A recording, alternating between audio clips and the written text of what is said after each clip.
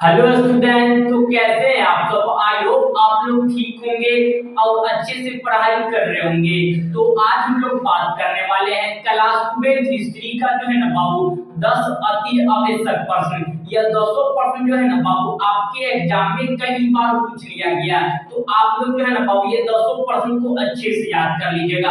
आप लोग जो है ना बाबू वीडियो को शुरू से लेकर लास्ट तक जरूर देखिएगा। यह 200% याद कराने की जिम्मेदारी हमारी है। आप लोग जो है ना बाबू शुरू से लेकर लास्ट तक वीडियो को जरूर देखिएगा। तो चलिए आज का जो हमारा पहला प्रश्न है उसको देख लेते हैं। आज का जो हमारा पहला प्रश्न है कि महाजनपद क्या थी? किन्हीं 4 महाजनपदों का नाम लिखें। आपको महाजनपद समझने से पहले जनपद को समझना होगा। जनपद बाबू आप लोग समझिएगा अच्छा से। देखिए, कोई एक व्यक्ति किसी दूसरे स्थान पर जाकर अस्थायी निवास कर लेता है तो यही कहलाता है बाबू जनपद। और जनपद में जो होता है ना कम जनसंख्या में, मान लेते हैं 2 या 400 के जनसंख्या में अगर व्यक्ति एक जगह से दूसरे जगह जाकर अगर बस जाता है कोई व्यक्ति, वही कहलाता है आपका बाबू जनपद। कहीं कॉन्सेप्ट में समझिए आप लोग अच्छा से समझिए। देखिए, मान लेते हैं बाबू एक जगह है, यहाँ पे इसका नाम है आपका बिहार। क्या नाम है? बिहार। और यहाँ पे एक जगह मान लेते हैं जिसका नाम है बाबू आपका जो है ना महाराष्ट्र। क्या नाम बाबू?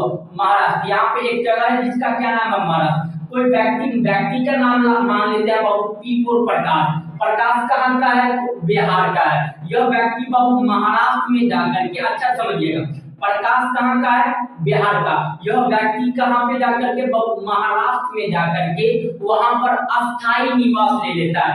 आपका जनपद कहलाता है कम से कम 100 से ज्यादा नहीं, लगभग देखिएगा 2 या 400 के नीचे ही होनी चाहिए। ये नहीं कि आप ले गए बाबू, आपका देखिएगा 200-400 करोड़ जनसंख्या एक जगह से दूसरी जगह ले गए, तो ये नहीं होती है। जनपद का मतलब कम जनसंख्या में व्यक्ति एक जगह से दूसरे जगह जाकर बस जाना और परमानेंट के लिए बस जाना, वही कहलाता है बाबू आपका जनपद। जनपद में किसी को कोई दिक्कत मेरे हिसाब से नहीं होगा। बिहार का व्यक्ति क्या नाम था बाबू? प्रकाश। प्रकाश कहां पर जाकर बैठ गया? आपका बस गया था तो महाराष्ट्र में, लेकिन है बिहार का और कहां जाके बस गया? महाराष्ट्र में। और कम जनसंख्या में 2 या 300 से ज्यादा नहीं होनी चाहिए, यही कहलाता है जनपद। तो जनपद आपको अच्छे से मेरे हिसाब से बाबू समझ में आ गया होगा, समझे। और उसके बाद होता है महाजनपद। और जनपद से थोड़ा क्या हो जाएगा बाबू? महाजनपद। ये पहले जनसंख्या कितना था? मान लेते हैं बाबू पहले 100 था, तो वर्तमान में मान लीजिए बाबू आपका जो है 10,000 जनसंख्या बिहार से जाकर के कहां पे बस जाएगा बाबू? महाराष्ट्र में। तो वह एरिया जो कहलाएगा ना आपका महाजनपद कहलाएगा।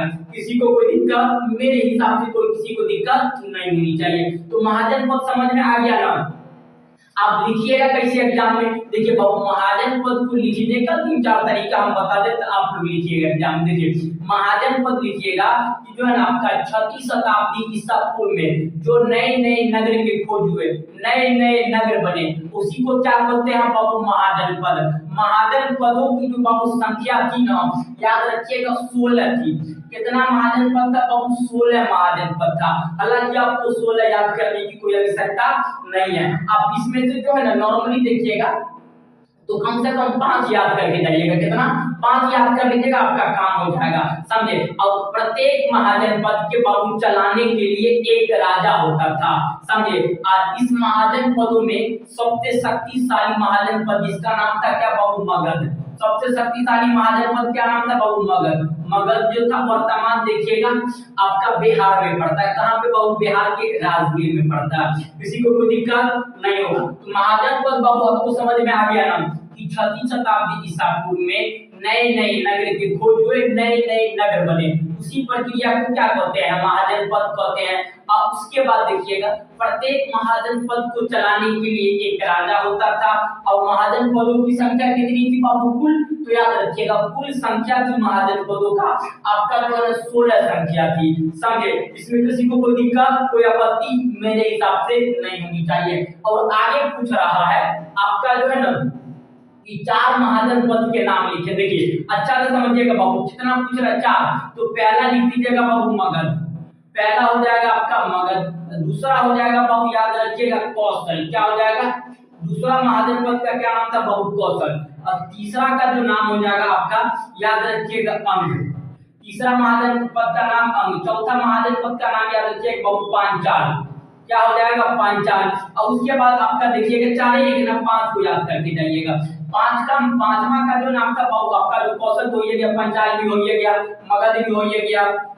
उसके बाद लिख दीजिएगा कुरु, क्या लिख दीजिएगा कुरु। तो आपको बाबू पांचे याद करना है, इससे ज्यादा याद नहीं करनी है, समझे। पहला महाजनपद का नाम मगध, दूसरा कौशल, तीसरा अंग, चौथा पांचाल और आपका पांचवा देखिएगा कुरु। आपसे पूछ रहा है बाबू चारे महाजनपद के नाम, हम पांच को बता दिए कि ताकि कम से कम आपको पांच याद होनी चाहिए, समझे। इसमें किसी को कोई दिक्कत मेरे हिसाब से नहीं होगा। और सबसे शक्तिशाली महाजनपद जो था इसका क्या नाम था बाबू, मगध था।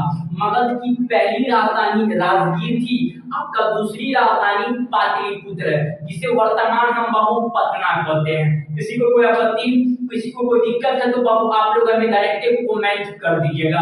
आप लोग को बाबू क्लास कैसा लग रहा है आप लोग हमें जरूर कमेंट में बताइएगा। आप लोग जो है ना बाबू इस चैनल पे अगर नए होंगे तो आप लोग चैनल को अवश्य सब्सक्राइब कर लीजिएगा। आप लोग एक बार वीडियो को शेयर कर दीजिए, अपने भाई बंधु सखा मित्र को एक बार बाबू वीडियो को शेयर करिए। आप लोग जो है ना वीडियो को शुरू से लेकर लास्ट तक देखिएगा, यह 10 प्रश्न याद कराने की जिम्मेदारी हमारी है। ये आपको कैसे पहला प्रश्न कैसे याद करवा दिए, सारा का सारा प्रश्न बाबू याद करवा देंगे। आप लोग इस चैनल पे आ गए हैं तो बाबू लास्ट तक देखते रहिएगा, इससे अच्छा कंटेंट आपको YouTube पे नहीं मिलेगा, समझे। तो आप लोग बाबू जो है सभी को अच्छा से समझिए। किसी को कोई आपत्ति या किसी को कोई दिक्कत है तो आप हमको बता दीजिए, मेरे हिसाब से कोई दिक्कत या कोई आपत्ति नहीं होगा। तो बता दीजिएगा ना कि जो आपका महाजनपद किसे कहते हैं। 6वीं शताब्दी में नए नए नगर खोजी हुई, नए नए नगर बने, महाजनपद कहलाते हैं। अरे 2 मिनट में याद कर बाबू। और उसके बाद देखिएगा महाजनपदों की संख्या आपका देखिएगा तो 16 थी। प्रत्येक महाजनपद की एक राजधानी होती थी और प्रत्येक महाजनपद को चलाने के लिए एक राजा होता था। 2 या 3 पॉइंट लिख के आगे बढ़िएगा, 2 नंबर के क्वेश्चन आएगा आपसे। अब आपका जो है 4 महत्वपूर्ण महाजनपदों का नाम भी बता दिए, मगध हो गया, कौशल हो गया, अंग हो गया, पांचाल हो गया, कुरु हो गया। तो ये सभी को बाबू आप लोग अच्छे से याद कर लीजिएगा, समझे। तो चलिए बाबू आपका जो है दूसरा नंबर प्रश्न को देख लेते हैं। दूसरा नंबर प्रश्न क्या है कि वर्ण व्यवस्था क्या थी, समझे। वर्ण व्यवस्था से आप क्या समझते हैं। वर्ण व्यवस्था से बाबू आपके एग्जाम में क्वेश्चन बहुत सारा आता है, तो आप इसको थोड़ा अच्छा से समझिएगा। देखिए वर्ण व्यवस्था क्या था, अच्छा से समझिएगा। देखिए वर्ण व्यवस्था जो था इसको थोड़ा कंसेप्ट में समझिए। देखिए वर्ण व्यवस्था उसे कहते थे कि जैसे वर्तमान में देखिएगा अभी हम लोग रहते हैं ना, तो देखिएगा सबसे ज्यादा अमीर होता है, उसके नीचे देखिएगा मिडिल क्लास होता है, उसके नीचे निम्न वर्ग के व्यक्ति होते हैं। तो पहले भी जो थे ना बाबू वर्ण व्यवस्था थी। वर्ण व्यवस्था यानी वहां के जो जाति होती थी वो कैसे एक वर्ण में बंटते थे। तो पहला जो था ना बाबू, पहला का नाम था ब्राह्मण। पहला आपका वर्ण व्यवस्था का क्या नाम था बाबू, ब्राह्मण। और ब्राह्मण जो था हालांकि उस समय का सब व्यक्ति होता था। अभी भी देखिएगा हिंदू धर्म में सबसे ज्यादा सब व्यक्ति कौन होता है, तो बाबू ब्राह्मण ही होता है, समझे। तो पहला ब्राह्मण था। ब्राह्मण का मुख्य काम था कि देखिएगा आपका जो है ना युद्ध लड़ना, और उसके बाद देखिएगा दान लेना और देना, ये सब काम किसका था, तो ब्राह्मण का था। और उसके बाद दूसरा नंबर पे आता था, इसका नाम था बाबू क्षत्रिय। क्या नाम था आपका, क्षत्रिय। क्षत्रिय से बाबू आपके एग्जाम में क्वेश्चन आता है तो याद रखिएगा। दूसरा नंबर पे क्या था, क्षत्रिय। क्षत्रिय का मुख्य काम था कि बाबू आपका जो है शांति बनाए रखना, कहीं युद्ध हो रहा है तो उसको छोड़ाना। हालांकि क्षत्रिय का भी काम था थोड़ा बहुत आपका दान वान ले लेना, इसका मुख्य काम था कि जो है पूरा समाज में क्या करना बाबू, शांति को बनाए रखना। किसी को कोई दिक्कत नहीं, 2 लाइन बस एक पॉइंट लिखिएगा और एक लाइन में एक्सप्लेनेशन। ब्राह्मण का काम था युद्ध लड़ना, दान देना, यज्ञ करना, ये सब किसका काम था बाबू, ब्राह्मण का। उसके बाद क्षत्रिय आ गया। क्षत्रिय का काम मुख्य काम था आपका देखिएगा तो शांति को बनाए रखना, कहीं युद्ध हो रहा है तो उसको क्या करना बाबू, आपका जो है जो आपका सहमति देके उसको छुड़वा देना। उसके बाद देखिएगा इसका अगला काम था दान लेना और देना भी क्षत्रिय का काम था। तीसरा नंबर पे आता था बाबू आपका जो है ना, इसको बोलते थे वैश्य। क्या बोलते थे बाबू, वैश्य। वैश्य का मुख्य काम था गो पालन करना।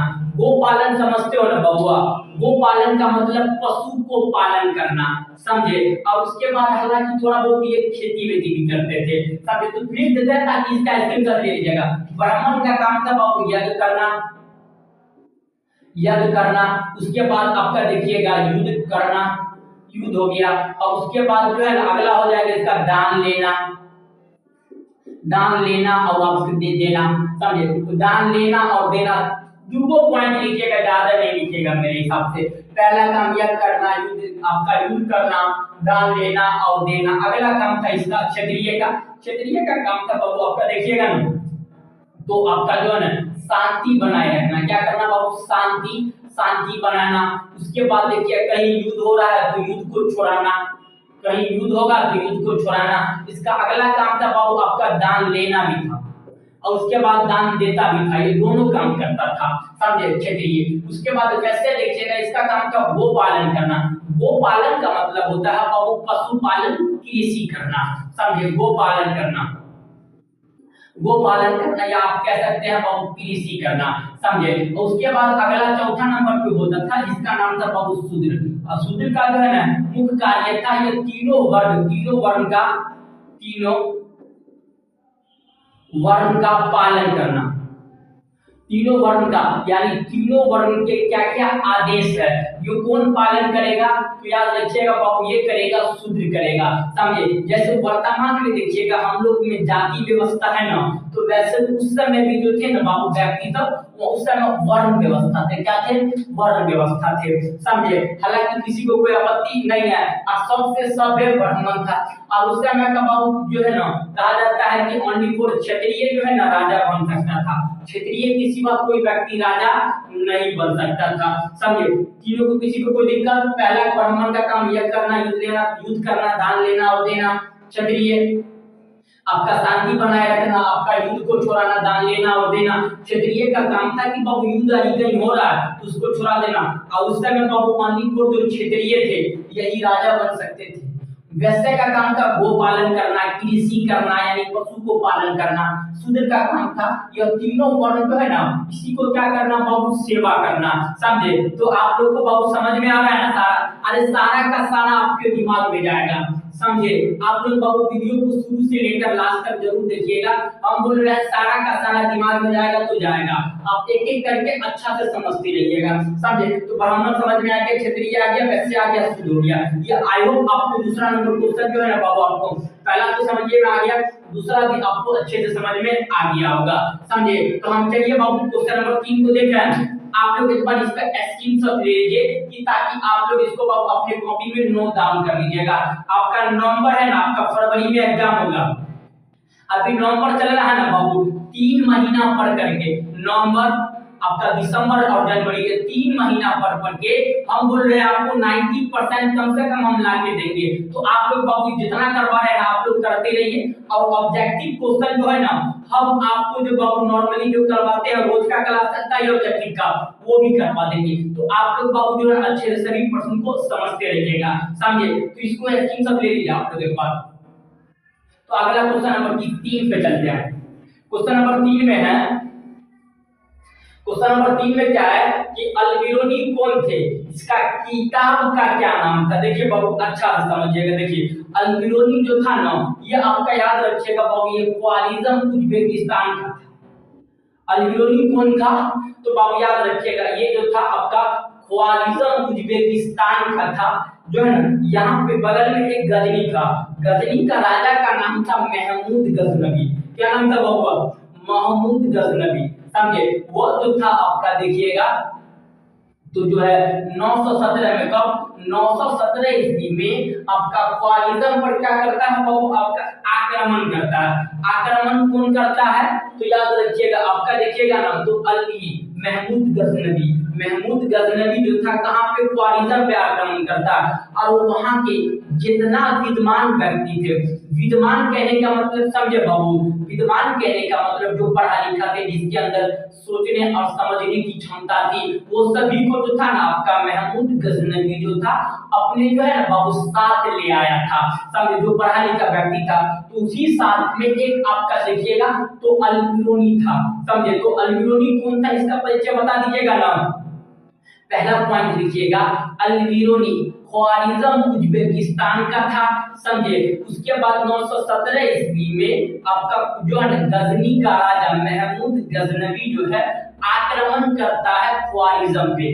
कहां पे आक्रमण करता है बाबू, ख्वारिज़म पे। तो ख्वारिज़म पे आक्रमण करके वहां के जो राजा था उसको तो मारिए दिया, जो वहां के विद्वान व्यक्ति थे, विद्वान कहने का मतलब जो पढ़ा लिखा थे, जिसके अंदर सोचने और समझने की क्षमता थी, वो सभी व्यक्ति को अपने साथ ले आया था।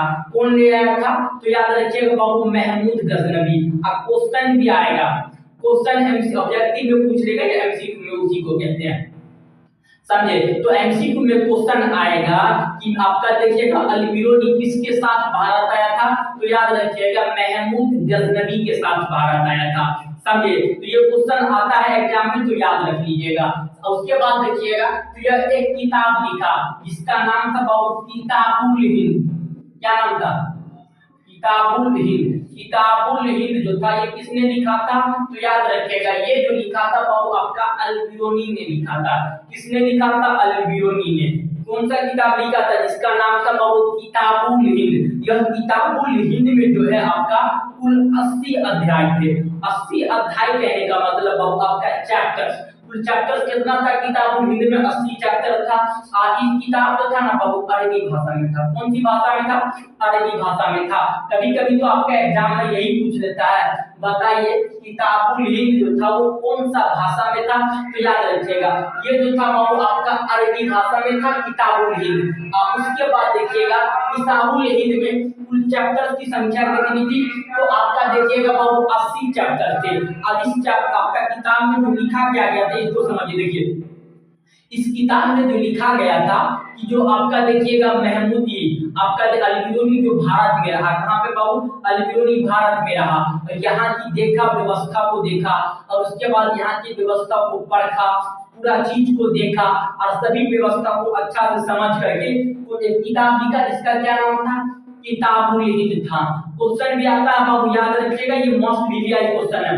ये तीसरा नंबर क्वेश्चन मोस्ट वीवीआई है, ये आता है एग्जाम में। और बिहार बोर्ड में ये कितना बार पूछ लिया गया है। समझे, अल-बिरूनी कौन थे, इसका जो है ना बाबू किताब का क्या नाम था, तो बिहार बोर्ड में ये क्वेश्चन कितना बार आ गया है, तो आप बाबू इसको थोड़ा अच्छा से समझ लीजिएगा। समझे, तो बताइए अल-बिरूनी कौन थे, तो याद रखिए ख्वारिज़म उज्बेकिस्तान का था।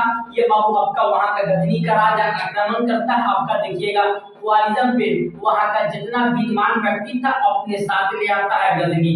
और गजनी जो ले आता है देखता है कि भैया किसके अंदर सोचने और समझने की ज्यादा क्षमता है, उसके बाद फिर जो है ना आपका आक्रमण मारता है कहां पे, भारत में। कौन करता है, तो महमूद गजनवी। और उसके साथ बाबू आपका जो अल-बिरूनी को भी ले आया था मारने के लिए भारत को। तो अल-बिरूनी कहां पे रह गया, भारत में ही रह गया। तो भारत में यहाँ की व्यवस्था सबको देखा और यहाँ की परखा, उसके बाद देखा कि सब कुछ सोचने और विचारने की बहुत चीज नया भी देखा था अल-बिरूनी। समझे, तो सब पे अपने एक किताब लिखा जिसका नाम था किताबुल हिंद। किताबुल हिंद में कुल 80 चैप्टर्स थे। ये किताब जो बाबू अरबी भाषा में लिखा गया था। इतना ही लिखिएगा, इससे ज्यादा आप एक भी पॉइंट मेरे हिसाब से नहीं लिखिएगा। समझे, तीसरा number question Babu I hope आपको अच्छे से समझ में आ गया होगा। तो चलिए क्वेश्चन नंबर जो है ना आपका 4 को देखते हैं। क्वेश्चन नंबर 4 में है कि इब्न बतूता कौन थे, इसका किताब का क्या नाम था। देखिए समझिएगा बाबू आप लोग अच्छा से देखिए इब्न बतूता जो था आपका कौन था, इसका किताब का क्या नाम था, इसको आप लोग अच्छा से समझिए। देखिए इब्न बतूता जो था ना बाबू ये कहाँ का था, तो याद रखिएगा इब्न बतूता जो था बाबू आपका ये मोरक्को का था। कहाँ का था, मोरक्को का था। इब्न बतूता को बाबू कहते नहीं है वो कि आपका किसी चीज को भूत चढ़ जाता है एक जगह से दूसरे जगह जाना, तो वैसे था इसको इब्न बतूता। इब्न बतूता जो था इसको भूत चढ़ा हुआ था कि भैया हमें पूरा विश्व की यात्रा करना है। हालांकि सबसे पहले ये जो गया था बाबू मक्का मदीना में गया था इब्न बतूता। और उस समय बाबू पैदल यात्रा होती थी, कैसी होती थी, उस समय कोई गाड़ी उतना नहीं था, कौन चीज से था, पानी वाली सीप भी हालांकि इस समय उतना सवेरे नहीं आया था, समझे। तो आपका देखिएगा ज्यादा ज्यादा क्या था, पैदल यात्रा करता था ये सब, थोड़ा बहुत नाव वाई हो गया तो कंपास से रास्ता वास्ता देख के ये लोग एक जगह से दूसरे जगह चले जाते थे, समझे। तो आपका इब्न बतूता जो था बाबू ये देखिएगा, तो इसको भूत चढ़ा था, मोरक्को का था ये, इसको भूत चढ़ा था कि पूरा विश्व की यात्रा करना है। हालांकि कहा भी जाता है, इसका क्वेश्चन भी आ सकता है कि जो है ना आपका कि आपका जो है इसका वहां के लोग, मोरक्को को लोग कहा जाता था इब्न बतूता को, इसको ईश्वर ने भेजा है पूरा विश्व की यात्रा करने के लिए। हालांकि बाबू ये मोरक्को का लोग का कहना था, समझे, इसका कहना था कि पूरा विश्व ईश्वर इसको बोला है, यानी भेजा है पृथ्वी पर पूरा विश्व की यात्रा करने के लिए। हालांकि पूरा जीवन की यात्रा करने में ही बिता दिया था। क्या नाम था बाबू इब्न बतूता, ये कहाँ का था, तो मोरक्को का था। और उसके बाद देखिएगा ये भारत आता है, कब आता है बाबू, भारत। और उस समय भारत में जो था ना शासन व्यवस्था जो था मोहम्मद बिन तुगलक का था। क्या था बाबू, मोहम्मद बिन तुगलक, समझे, वो तुगलक वंश का राजा था, उसी का नाम हो गया मोहम्मद बिन तुगलक, समझे। तो मोहम्मद बिन तुगलक के समय कौन आता है, तो बाबू याद रखिएगा इब्न बतूता आता है। इब्न बतूता कब आता है, मोहम्मद बिन तुगलक के समय। और आया यहाँ पे क्वेश्चन, कहाँ पे आया था, तो याद रखिएगा क्वेश्चन आ सकता है, दिल्ली आया था। आपका इब्न बतूता सबसे पहले कहाँ पे आया, तो दिल्ली आया। और दिल्ली का उस समय का राजा का नाम था मोहम्मद बिन तुगलक, समझे बाबू, ये तुगलक वंश के राजा था। और मोहम्मद बिन तुगलक देखा कि इब्न बतूता जो है ना बहुत थोड़ा बहुत अच्छा व्यक्ति है, तो इसको कुछ समय के लिए, समझे, इसको काजी का पद दे दिया। काजी बहुत अच्छा पद होता था उस समय, क्या बना दिया गया था, तो काजी। पूछेगा काजी किसे बनाया गया था, तो इब्न बतूता को दिल्ली का कुछ समय के लिए काजी बना दिया गया था।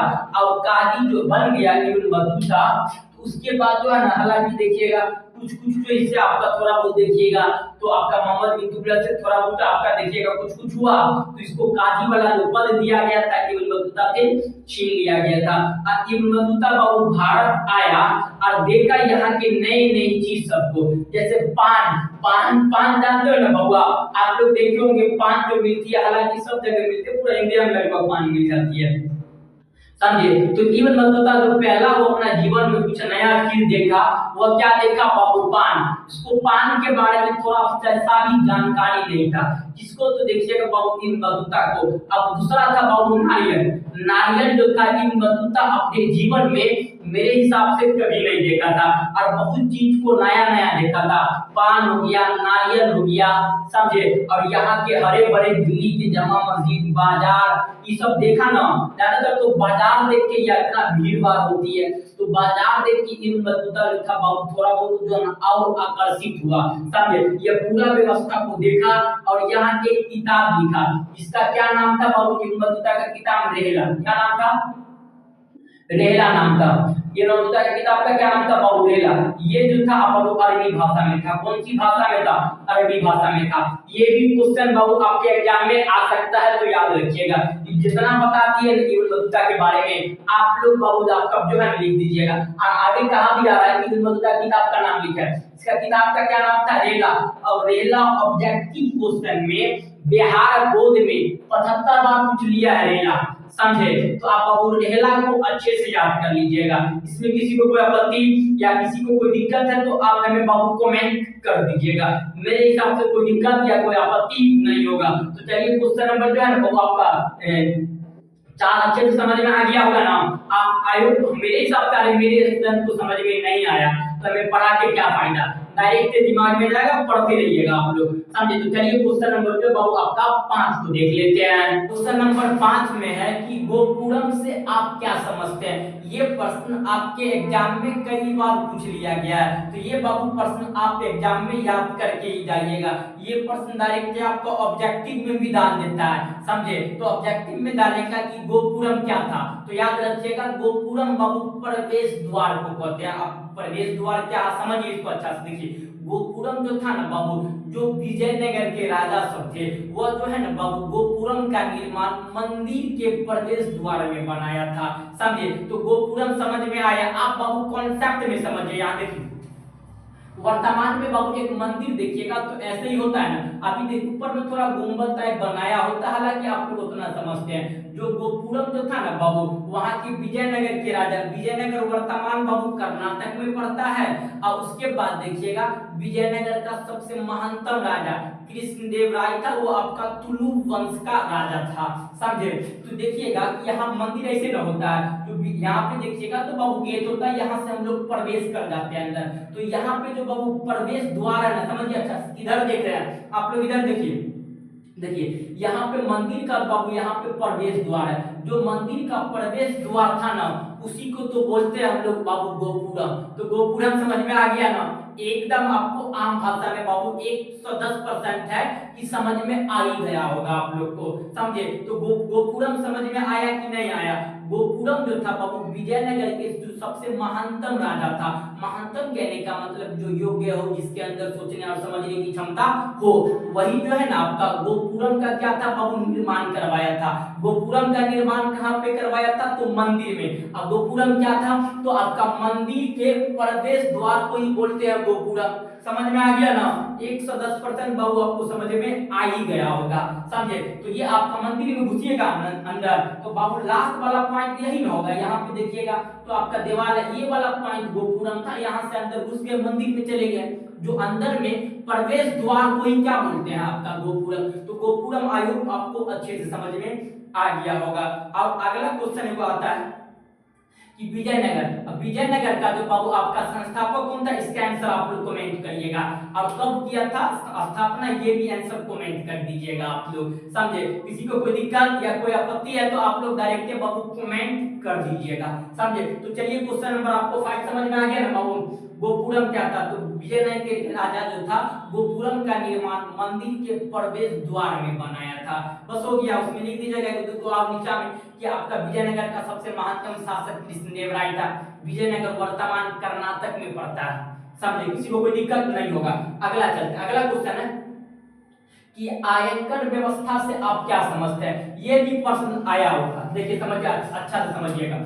जो बाबू विजयनगर था, अच्छा से समझिए, ये भी क्वेश्चन कहां से है, विजयनगर से, अच्छा से समझिएगा। देखिए आयकर व्यवस्था क्या था, देखिए बाबू ये बना दिया हम आपका विजयनगर का जो है ना बाबू, मान लेते हैं कि वहां का जो बाबू आपका साम्राज्य, जो विजयनगर का साम्राज्य बना दिया। आयकर व्यवस्था समझा रहे हैं, क्वेश्चन नंबर देखिएगा 6। देखिए ये विजयनगर का क्या बाबू साम्राज्य, तो विजयनगर के जो बाबू योद्धे शासक थे, योद्धे कहने का मतलब योद्धा जो सैनिक था, जो युद्ध आदि लड़ने में एकदम खतरनाक हो, समझे, बहुत खतरनाक हो युद्ध लड़ने में, एकदम घुड़सवार हो, कुशल सैनिक हो। कुशल सैनिक ना युद्ध लड़ेगा, जिसके अंदर आपका लड़ने की क्षमता ही नहीं होगी, तो क्या लड़ेगा बाबू युद्ध। जो कुशल व्यक्ति होगा, जिसके अंदर बाबू दम ज्यादा होगा, वही सब ना आपका जो युद्ध लड़ेगा। तो विजयनगर के राजा क्या किया कि प्रत्येक जगह पे यानी 12 सैनिक को, कितना बाबू सैनिक को, 12 सैनिक को खड़ा कर दिया। कहां पे, आपका विजयनगर के अनेक जगह पे। क्योंकि विजयनगर पे बाबू देखिएगा तो बहुत सारे व्यक्ति सब आक्रमण भी करते थे। देखिएगा आपका लास्ट में बताएंगे कि विजयनगर का जो बाबू आपका देखिएगा कि पतन यानी विजयनगर पूरा तरह से समाप्त कैसे हो गया था, वो बताएंगे। आपका जो है ना तानिकोटा का युद्ध जो बताएंगे उसमें बताएंगे, समझे। तो आपका विजयनगर की देखिएगा बाबू, आपका एरिया प्रत्येक जगह पे 12 सैनिक को खड़ा कर दिया था विजयनगर के राजा सब। और यही सैनिक जो था ना, यही कहलाता था आयंकर। क्या कहलाता था, आयंकर। ये जो बाबू ड्यूटी करता था तो इसको पैसा वैसा नहीं मिलता था, इसको बदले में बाबू जो है ना आपका अनाज या भूमि दी जाती थी। क्या दी जाती थी, भूमि। जो जैसे व्यक्ति सब है भैया, ड्यूटी करिएगा तो उसको पैसा नहीं दीजिएगा, काहे नहीं दीजिएगा, जहां पे कर रहा व्यक्ति कोई काम तो वहां पे उसको पैसा तो मिल ही रहा है, समझे। तो वैसे ही विजयनगर का जो बाबू देखिएगा, यहाँ पे राजा सब होता था। आप प्रत्येक जगह पे 12 सैनिक को खड़ा कर दिया, और ये सैनिक सब जो था बाबू ड्यूटी करता था, इसको बदले में पैसा वैसा नहीं दी जाती थी, इसको बदले में देखिएगा बाबू आपका जो है ना भूमि दी जाती थी। अब भूमि नहीं हुआ तो खाने पीने के लिए बाबू अनाज दी जाती थी, ना कि पैसा दी जाती थी। तो आयंकर व्यवस्था समझ में आ गया ना। आयंकर व्यवस्था में बाबू जो योद्धा सैनिकों, जो कुशल सैनिकों, जो युद्ध करने में एकदम बहुत माहिर हो, उसी सबको शामिल किया गया था आयंकर व्यवस्था में। और आयंकर सबको प्रत्येक जगह जगह पे 12-12 सैनिक को खड़ा कर दिया था कि ताकि अगर कोई युद्ध होगा तो पहले यही सैनिक सबसे निपटेगा, तब अंदर घुसेगा विजयनगर में, समझे। और इस जो सैनिक सब ड्यूटी करता था, इसको बदले में पैसा नहीं दी जाती थी, इसको बदले में भूमि दी जाती थी, या आप कह सकते हैं वहां का कुछ खाने पीने के लिए अनाज दी जाती थी। तो दिक्कत किसी को मेरे हिसाब से कहीं दिक्कत नहीं होगा। तो आयकर की व्यवस्था आपको समझ में आ गया होगा। अगला क्वेश्चन है चौरा चोरी हत्याकांड। ये बाबू मस्त वीवीआई है, ये बाबू आपका जो मस्त वीवीआई प्रश्न है, इसको याद करके ही जाइएगा। चौरा चोरी हत्याकांड क्या था इसको समझिए, देखिए अच्छा से समझिएगा। देखिए बाबू आपका जो असहयोग आंदोलन कब हुआ था, आप लोग हमें कमेंट करिएगा। देखिए असहयोग आंदोलन जो बाबू आपका 1920 में महात्मा गांधी जी ने किया था। किसने किया था बाबू? गांधी जी ने किया। अब 1920 में असहयोग आंदोलन चल ही रहा था। चौरा चोरी हत्याकांड बता रहे हैं, समझिएगा बाबू। आप लोग किधर देख रहे हैं? इधर देखो ना बाबू। तो चौरा चोरी हत्याकांड चल रहा है, अच्छा से समझिएगा। 1920 में असहयोग आंदोलन, कौन सा आंदोलन चल रहा था? असहयोग। असहयोग आंदोलन का मुख्य उद्देश्य यही था कि हम लोग जो है ना बाबू, जो अंग्रेज सब है उसको कोई काम में हाथ नहीं बताना है, ना उसको स्कूल जाना है पढ़ने के लिए, नहीं, कोई उसका जो भी काम है अंग्रेज सब बाबू खुद से करेगा, हम भारतीय उसका काम थोड़ा सा भी नहीं करेंगे, समझे। तो असहयोग आंदोलन चल ही रहा था। पूछेगा कब हुआ था, तो 1920 में। किसने किया था? तो महात्मा गांधी ने असहयोग आंदोलन। और ये सब क्रांतिकारी सब, अच्छा समझिएगा, असहयोग आंदोलन के दौरान जो बाबू क्रांतिकारी सब थे वह क्रांति कर रहे थे, जा रहे थे बाबू रोड पे रैली निकालते। उसके बाद गोरखपुर के जस्ट बगल में, कहां पे बाबू? भारत का सबसे लंबा रेलवे स्टेशन कहां पे है? तो गोरखपुर में। ये भी आपका ज्योग्राफी का क्वेश्चन आता है, ये समझे। तो आपका देखिएगा, तो गोरखपुर के जस्ट बगल में ही बाबू एक छोटा सा स्टेशन है, इसका नाम है चौरा चोरी। स्टेशन का क्या नाम है बाबू? चौरा चोरी। अब व्यक्ति सब जो हमारे जो था आपका असहयोग आंदोलन की, जो हमारे स्वतंत्रता सेनानी यानी कर आपका देखिएगा, कहने का मतलब है कि भारतीय जो क्रांति कर रहे थे व्यक्ति सब, ये सब जा रहे थे आंदोलन करते ही। कहां से बाबू? गोरखपुर के जस्ट बगल में चौरा चोरी जो है ना आपका स्टेशन था, तो वहां पे जा रहा था व्यक्ति सब बाबू, देखिएगा आंदोलन करते। और यहाँ पे आंदोलन में बाबू 4 फरवरी को व्यक्ति सब पहुंच गया था। 4 फरवरी 1922 को, 4 फरवरी 1922 को, समझे। और उसके बाद वहां अंग्रेज सब आ गया, कहा? यही चौरा चोरी की बाबू स्टेशन था, ये पे। अब बोल रहा था अंग्रेज सब कि हम आपको जो है ना युद्ध ना आपका देखिएगा तो आंदोलन नहीं करने देंगे, आप कृपया अपने अपने घर जाइए। और हमारे देश के जो बाबू सैनिक सब थे और हमारे देश के जो स्वतंत्रता सेनानी सब व्यक्ति थे, ये सब बोला कि अरे भैया अभी 1917 में आपका अहमदाबाद में आपका चंपारण सत्याग्रह, 1919 में देखिएगा तो आपका देखिएगा जलियांवाला बाग हत्याकांड, ये सब से हमारे देश के नागरिक सब जो था ना बाबू पूरा तरह से चूब गया था। पूरा तरह से कहने का मतलब हुआ कि उब गया था कि अंग्रेज को अब छोड़ना बोलना है ही नहीं है, जो बोलेगा अंग्रेज वहीं पे क्या करना, अंग्रेज को काट डालना, समझे। तो हमारा जो था आपका जो व्यक्ति सब आपका कहां पहुंच गए थे? चौरा चोरी हत्याकांड 4 फरवरी को वहां पे पहुंच गए थे। गोरखपुर के जस्ट बगल में आपका चौरा चोरी स्टेशन है, वहां पहुंच गए। अब उसके बाद देखिएगा, समझे, अब अंग्रेज सब आ गया और हमारा जो बाबू देश के क्रांति व्यक्ति सब थे वो सब तो कहता था कि सबको आपका कुछ काट के तुरंत रख देंगे, समझे। और उसके बाद हमारे देश के व्यक्ति सब मार रहा था ना, अंग्रेज सब भी आ गया था हम लोग को मारने के लिए, तो हमारे देश के व्यक्ति सब मारते मारते ले गया। और उसके बाद खूब मार रहा था किसको? आपका अंग्रेज सबको, क्योंकि जलियांवाला बाग हत्याकांड उससे पूरा उब गया था हमारे देश की जो बाबू सैनिक सब और आपका जो स्वतंत्रता सेनानी व्यक्ति सब सभी उब गया था, समझे। तो ये सब व्यक्ति सब बाबू उब गया था। उसके बाद व्यक्ति को मार रहा था ना, उसको समझिएगा अच्छा से यहाँ पे। तो मारते मारते वो सब देखा कि भैया यहाँ पे जो है ना आपका व्यवस्था तो सही है, लेकिन आप बहुत आपका देखिएगा क्रांतिकारी उब गया, आपको आप बचेंगे ही नहीं, आपको हम मेरा मरना निश्चित ही है, समझे। तो आपका देखिएगा जो आपका अंग्रेज सब थे वो जेल में चला गया था। कहां पे बाबू? एक जेल था, जेल कहने का मतलब एक पुलिस खाना था, तो वहां पे जाके व्यक्ति चले गए अंदर में, क्योंकि हमारे व्यक्ति सबके पास ना उतना किस्म का कोई अच्छा किस्म के हथियार जो भी था, चक्कू वक्कू था, आपका लाठी डंडा ये सब होता था उस समय, समझे। तो वो सबसे मार रहे थे। अब अंग्रेज सब चला गया अंदर, गोली बारूद तो था नहीं कि भैया अंदर से किसी को उड़ा दे, नहीं था। और उसके बाद जो था ना आपका सभी 22 व्यक्ति, कितना व्यक्ति बाबू, 22 व्यक्ति, सभी चला गया 5 फरवरी को। कब? 5 फरवरी 1922 को 22 व्यक्ति, 22 को अंग्रेज थे, सब कहां चला गया बाबू, एक जेल में चला गया। अब जेल में गया, अब अंदर से कह रहा है कि भारतीय व्यक्ति को आप मारो ना, हमें आप मारो ना, अब तो हम लोग जेल में हैं। और उसी समय हमारे देश के जो है ना बाबू, जो स्वतंत्रता सेनानी थे, बोले कि भैया आप कुछ नहीं, आप किरोसिन लाओ।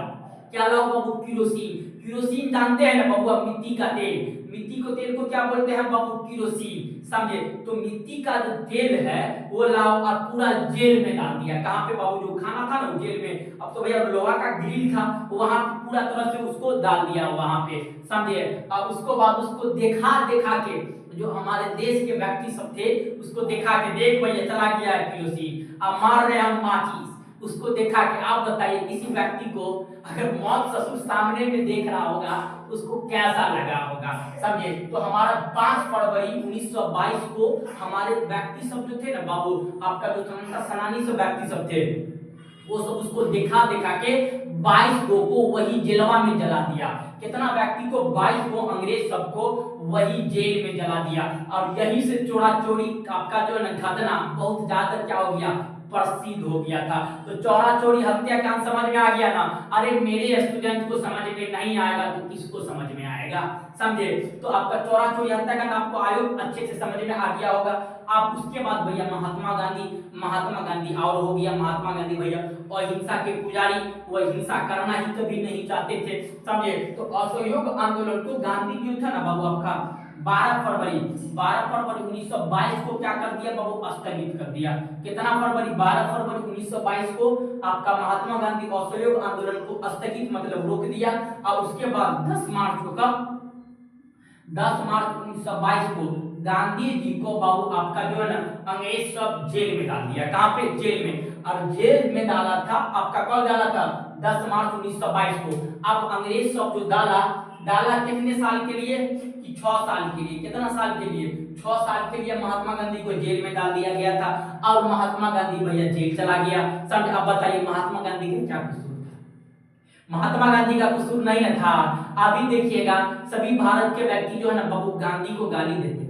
क्या देते हैं? गांधी को गाली। अरे हम लोग को जो बाबू वर्तमान में देखिएगा जो गाली देते हैं उसको क्या ही बताएं। अपने आपका जो राज्य में रहता है, वो राज्य के कहीं मुख्यमंत्री छोड़ो ना यार, जो जिला में रहता है ना, जिला में पंचायत में मुखिया होता है, वो मुखिया से उसकी जो है ना बाबू औकात नहीं है लड़ने की, और गांधी को वो लोग गाली देते हैं।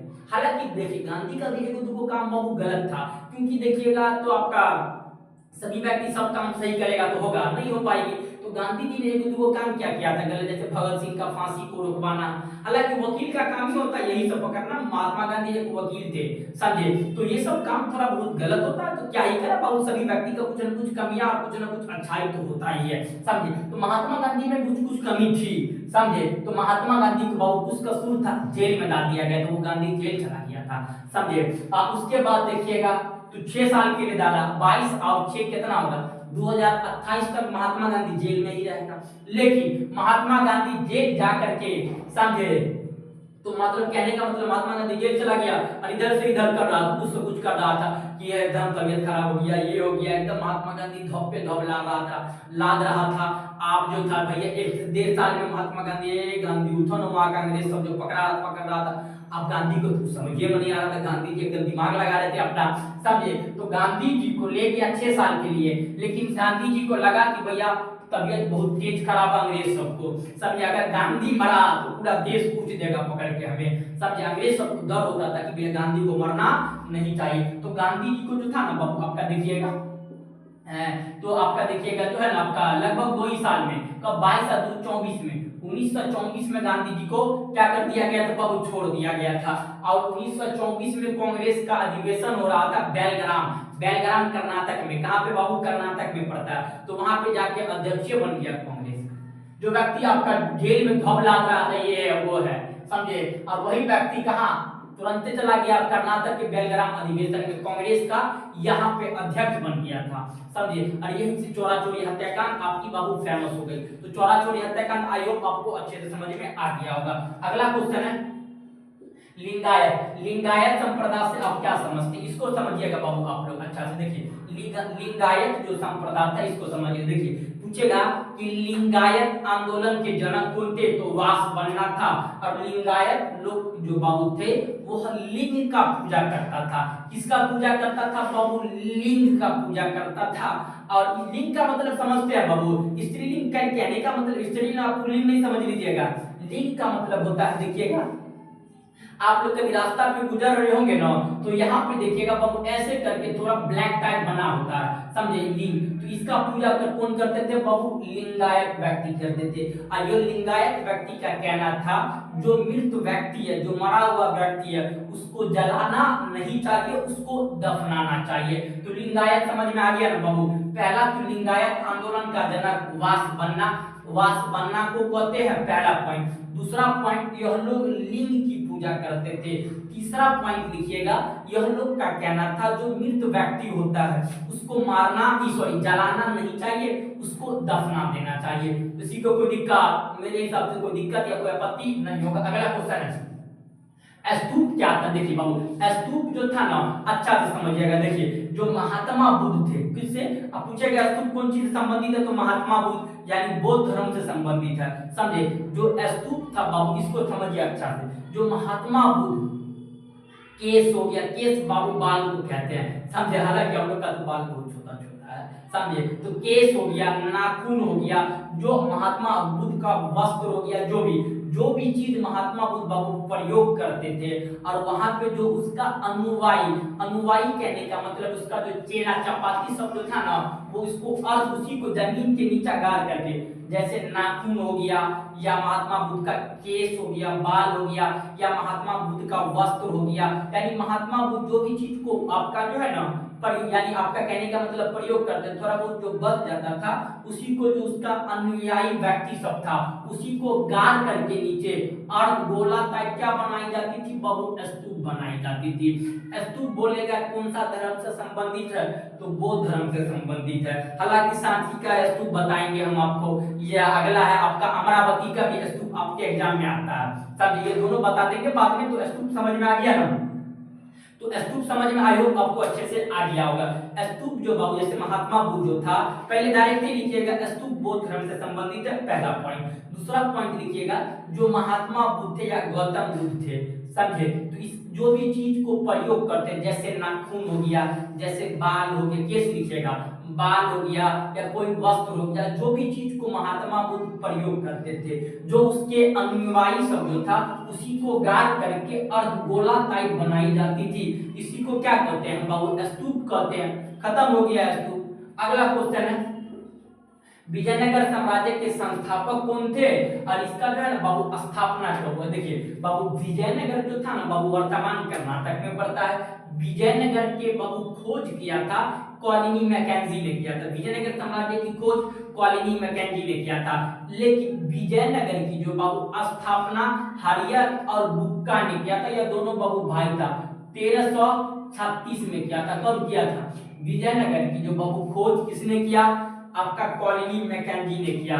लेकिन विजयनगर के बाबू संस्थापक जो था आपका हरियर और बुक्का था। यह दोनों जो था ना बाबू आपका देखिएगा, ये दोनों व्यक्ति जो था ना कि आपका हरियर और बुक्का दोनों भाई था, यही दोनों विजयनगर साम्राज्य की स्थापना किया। यह दोनों भाई जो था बाबू संगम वंश से था। कौन सा वंश से था, संगम वंश से। दूसरा वंश था आपका सालू वंश, तीसरा वंश था तुलु वंश। यही वंश से आपका कृष्णदेव राय था विजयनगर से, समझे। और चौथा वंश था जिसका नाम था रामरॉय, सॉरी चौथा वंश का राजा था रामरॉय जिसका नाम था अरविंदु वंश, समझे। तो याद लिख दीजिएगा ना आप लोग। तो विजयनगर के संस्थापक बाबू हरियर और बुक्का को कहते हैं। ये 1336 में विजयनगर की स्थापना किया, लेकिन विजयनगर की खोज कॉलिनी मैकेंजी ने किया था। और ये सब जो था बाबू संगम वंश के राजा थे हरियर और बुक्का। तो ये 100% बाबू आपको आई होप अच्छे से समझ में आ गया होगा, समझे। अगर आप लोग बाबू इस चैनल पे नए होंगे तो आप लोग बाबू चैनल को सब्सक्राइब जरूर कर लीजिएगा। आप लोग को बाबू क्लास कैसा लगा आप लोग हमें जरूर कमेंट में बता दीजिएगा। आप लोग बाबू इसका एक बार स्क्रीनशॉट ले लीजिए, स्क्रीनशॉट ले लिए होंगे, समझे। तो चलिए बाबू हम लोग मिलते हैं नेक्स्ट क्लास में, तब तक के लिए जय हिंद जय भारत।